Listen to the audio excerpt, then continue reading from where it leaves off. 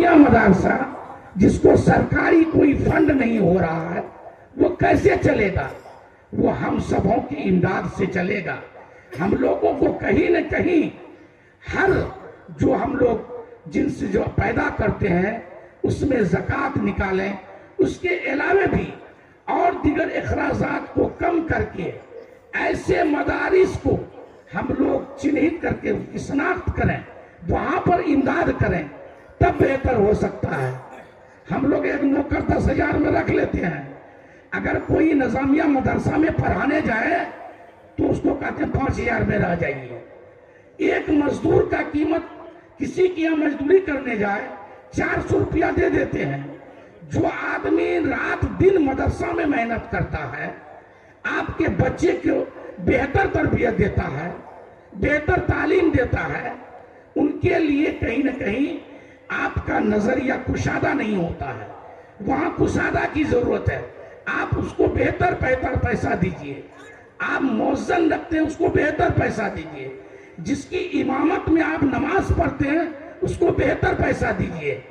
तब आपका कौम और मिल्लत का भला होगा। समाज में जितनी बुराइयां हैं अभी तेजी से फैल रहा है, और दिगर कई बुराइयां हैं कि हमारे बच्चे छोटे छोटे कहीं न कहीं किसी नशा का शिकार हो रहा है। वो क्यों हो रहा है? उनकी तरबियत बेहतर नहीं हो रही है। कहीं न कहीं हमारे समाज के बड़े लोग उनके सामने बीड़ी, सिगरेट, फैंसी ढील, दारू पीता है, वो बच्चा उसी से सीखता है। तो ऐसे चीज को हम लोग रोकने के लिए जो समाज के जिम्मेदार हैं, कहीं न कहीं उसको समाज में बेहतर ढंग से मजबूती से खड़ा होना पड़ेगा। तभी कई भी जो नशा है और कोई दिगर जो ऐसा है उससे हम लोग हर मुमकिन लड़ाई करके पार पा सकते हैं। अभी मौलाना मुफ्ती अतहर साहब सुना रहे थे नाच के बारे में। हम रास्ते में आ रहे थे, अगर रोकने वाला होता क्या है कि 5 आदमी है तो नाच कराने वाला का हिमायत करने वाला 50 आदमी हो जाता है। हम लोग कहीं न कहीं एक इसका शिकार हो जाते हैं कि इसको बच्चा नहीं हो रहा था, सोने सैफिर का नाच को मिन्नत किया है, अगर आप लोग नचाने नहीं दीजिएगा इसका बच्चा का कुछ हो जाएगा तो कौन जिम्मेदार होगा? ये सब दलील देता है। तो हम लोग कहते हैं भाई नाच ही अगर अल्लाह हो जाता तो हम लोग इसका पूजा भी करते, इन्हीं को मान के नमाज पढ़ते। ये तो मन की बात है कि हम मन में मान लेते हैं। कोई चिमनी बाजार चला जाता है, बहुत लोग इतने मज़ारात हैं उनको जाके पूजने लगता है।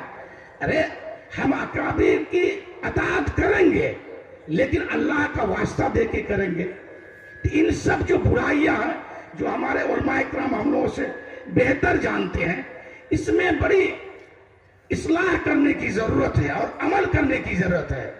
हम जायद मुखिया जी हो लिए, एमएलए हो लिए, अपना बेटा के लिए कार ले लिए और दूसरे का बेटा का हक जहेज नहीं लेना। सबसे पहले पहली लाइन में हमको खड़ा होना होगा, हमको एक मिसाली बनना होगा। हमारे उलमा इकराम अपने बाल बच्चे की शादी कराते हैं, वो कहीं न कहीं एक मिसाल पेश करना होगा।